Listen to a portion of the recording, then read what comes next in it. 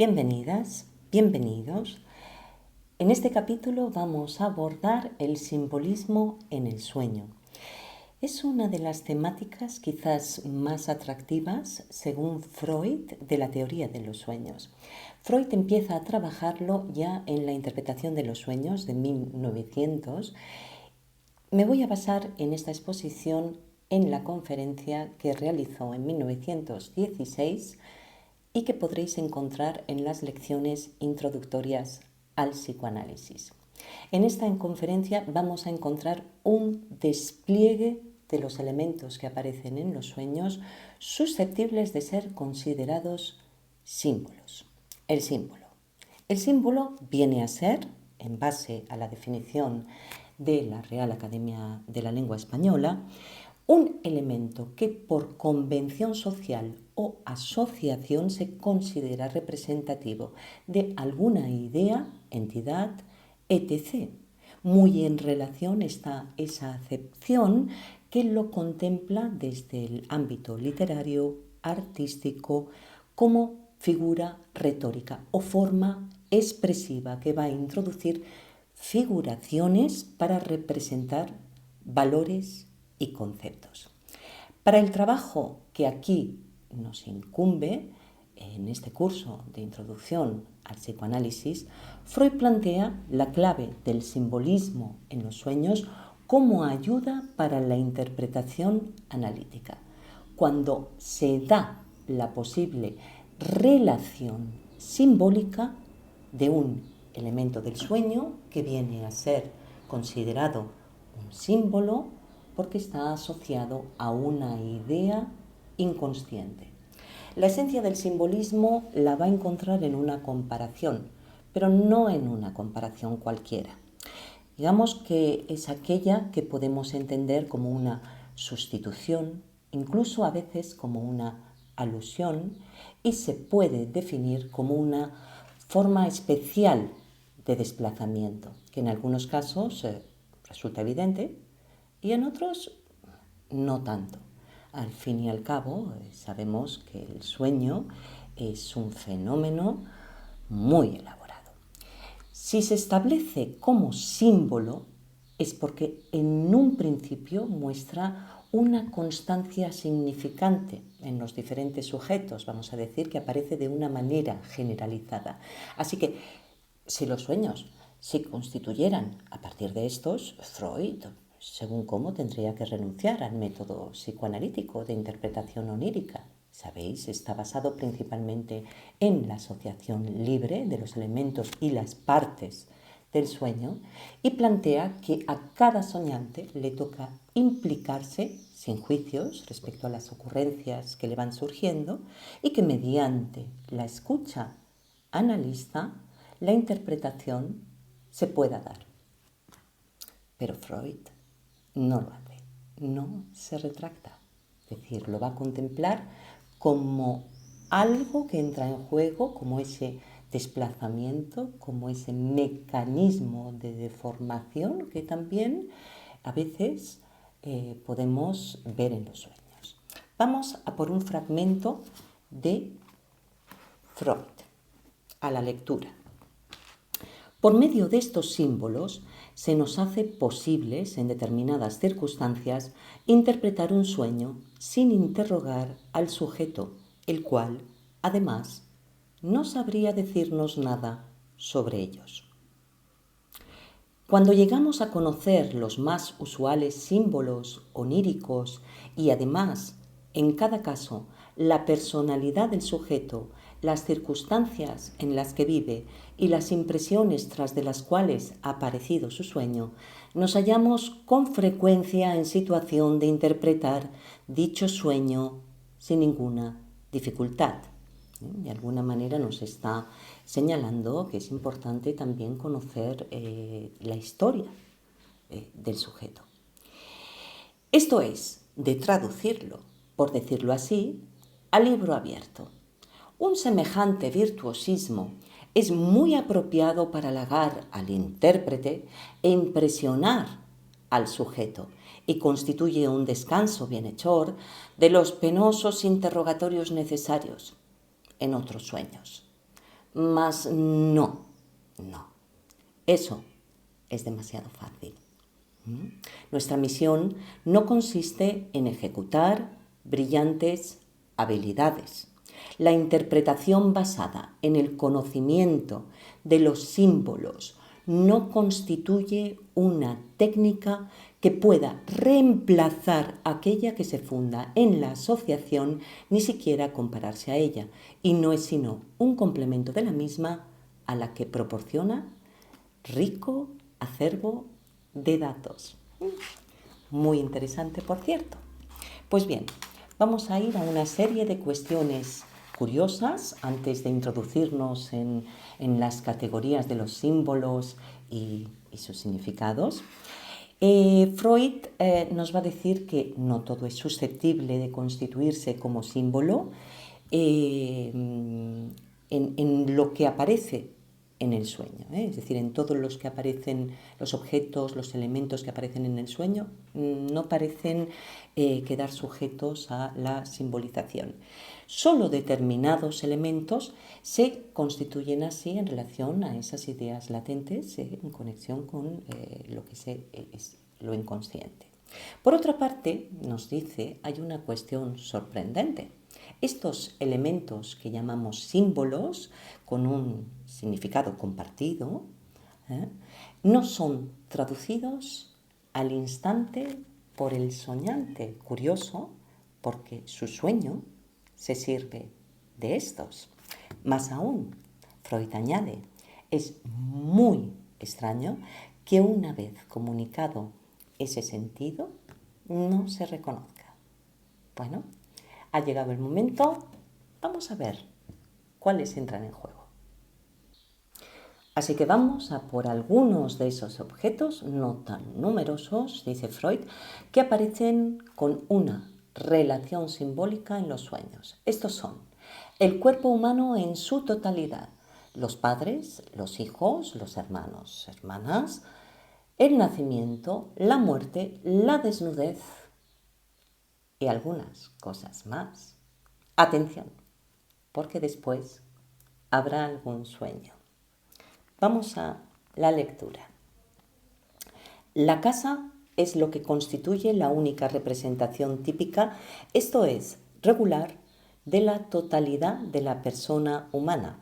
Así que nos dice que si las fachadas son lisas, vendrían a representar al hombre, y si las casas tienen salientes, balcones en los que poder agarrarse, vendrían a representar mujeres. En correspondencia también lo que son las partes de la casa vendrían a poder simbolizar partes del cuerpo, por ejemplo, la azotea, que también encontramos, como alusiones a nivel de expresión verbal. Continuamos. Los padres aparecerían simbolizados en el sueño por la emperatriz y el emperador, por un rey y una reina o personajes solemnes. Los hijos, hermanos o hermanas tendrían por símbolo pequeños animales y parásitos. Vaya a saber, una cucaracha, una papar, un gusano, siendo tiernos un ratón o una limaña. El nacimiento es casi siempre representado por una acción en la que el agua es el factor principal, ¿no? Si nos arrojamos al agua o salimos de ella, si salvamos a alguien o nos salva a alguien, vendría de alguna manera a mostrar una acción significativa de la existencia de una relación maternal entre dicha persona y el sujeto. La muerte, inminente, nos va a decir que se reemplaza a veces por una partida o por un viaje en ferrocarril, que de alguna manera También cuando hablamos del tren, en lo que es el lenguaje puesto en práctica cotidianamente, viene a veces a representar lo que es la vida, ¿no? O según cómo podría ser un sinónimo de deseos de que sucedan cuestiones determinadas y que a veces generan ciertas decepciones, como cuando el tren se pierde. ¿Qué más? La desnudez vendría a tener relaciones con trajes y uniformes y nos va a contar que curiosamente la mayoría de los símbolos oníricos son símbolos sexuales. De alguna manera que ahí es donde nos vamos a encontrar con esa afluencia y que no hay uno, que hay muchos. Es decir, que esos símbolos a veces se expresan de una manera extraordinariamente monótona. Vamos a ver. Así que nos encontramos con una extraordinaria riqueza de símbolos para los contenidos relacionados con la vida sexual. Estamos ante una desproporción considerable. Así que, sin más preámbulos, señores y señoras, para la totalidad del órgano genital masculino es el sagrado número 3. La parte principal y la más interesante para los dos sexos del aparato genital del hombre, esto es, el pene, halla en primer lugar sus sustituciones simbólicas en objetos que se le asemejan por su forma, tales como bastones, paraguas, postes, árboles, etc. Y después en objetos que tienen como él la facultad de poder penetrar en el interior de un cuerpo y causar heridas, armas puntiagudas de toda clase, cuchillos, puñales, lanzas y sables, o también armas de fuego tales como fusiles o pistolas y más particularmente aquella que por su forma se presta con especialidad a esta comparación, el revólver. No menos comprensible es la representación del miembro viril por objetos de los que emana agua, grifos, jarros y surtidores, o por otros que son susceptibles de alargarse, tales como lámparas de suspensión, lápices mecánicos, etc. La singular propiedad que éste posee de poder erguirse en contra de la ley de gravedad, propiedad que forma una parte del fenómeno de la erección, ha creado su representación simbólica por globos, aviones y recientemente por los dirigibles Zeppelin. Pero el sueño conoce todavía un medio distinto, mucho más expresivo de simbolizar la erección, pues convierte el órgano sexual en lo más esencial de la persona misma y la hace volar toda entera. Aquellos sueños, a veces tan bellos, deben ser interpretados como fundados en una excitación sexual general. Entre los símbolos masculinos menos comprensibles citaremos los reptiles y los peces y a veces la serpiente. Ignoramos por qué el sombrero y el abrigo han llegado a recibir como símbolos oníricos igual aplicación. Son algunos elementos de los que después nos va a hablar incluso de una ambigüedad y que según cómo también podrían ser relacionados con lo que son los genitales femeninos. Voy resumiendo. El aparato genital de la mujer es representado simbólicamente por todos los objetos cuya característica consiste en, mostrar una cavidad en la cual puede alojarse algo. La lista es larga. Minas, fosas, cavernas, vasos, botellas, cajas de todas las formas, cofres, arcas, bolsillos, etc. El barco forma igualmente parte de esta serie. Ciertos símbolos tales como armarios, estufas y sobre todo habitaciones se refieren más bien al útero materno que al aparato sexual propiamente dicho. El símbolo habitación se aproxima aquí al de casa y puerta.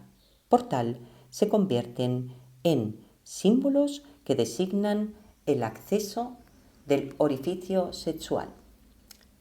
¿Y si nos encontráramos detrás de un portal alguien que lo ha atravesado sentado allí? Continuamos. Los senos. Hallan su representación simbólica en las manzanas, los melocotones y las frutas en general. El plátano. El cabello que guarnece el aparato genital en los dos sexos es descrito en el sueño bajo el aspecto de un bosque o un matorral. Nada como adentrarse en una excursión nocturna. Otro interesante símbolo del aparato genital de la mujer es el de la cajita de joyas, recurrente, incluso podemos recordarlo del caso Dora. Joya y tesoros, bueno, también lo vamos a encontrar como alusiones o como cariñosos calificativos que podemos dirigir a la persona amada. Pero bueno, ¿y el coito? Podría estar relacionado con las golosinas que vienen a representar o simbolizar el goce sexual. Bien, entonces iríamos a las cuestiones, las relaciones sexuales, vendríamos a resumirlas en todo lo que son esas actividades que, contemplan cuestiones rítmicas, tales como el baile, la equitación, la ascensión y también determinados accidentes violentos, como el de ser atropellado por un vehículo. Bien, nos empieza a comentar esas cuestiones sobre esos símbolos que pueden designar tanto un órgano genital en general como a veces remitir digamos, al hombre o a la mujer y otros elementos que muestran cierta ambigüedad. Así un ejemplo podría ser, digamos, un paisaje que según su configuración, si tuviera un riachuelo o si aparecieran rocas o un monte como el de Venus o unas montañas muy altas, podrían referirse tanto a un hombre o a una mujer. En la segunda parte, Freud va a continuar remitiendo a cada una de las categorías expuestas, relacionándola con la actividad humana, mostrando cómo el simbolismo no es exclusivo de los sueños. Encontramos en la vida humana diversas fuentes que brotan simbolismo. Tenemos los mitos, tenemos el folclore, los dichos, el lenguaje poético, ¿sí? Y el lenguaje común, lo que es la expresión verbal que ponemos en práctica cada día, en la que intervienen muchos símbolos y que a veces ni siquiera nos damos cuenta. Pues bien, ¿preparados? Porque vamos a por el sueño prometido. Es un sueño que encontramos en el libro El psicoanálisis, teoría clínica y técnica de Ángel Garma, el último del capítulo El simbolismo, que incluye en ese apartado Los sueños, la vía regia al psiquismo inconsciente. Por supuesto, es de un paciente, con lo cual, digamos, tiene una información, un historial que le ayuda a poder realizar esa interpretación.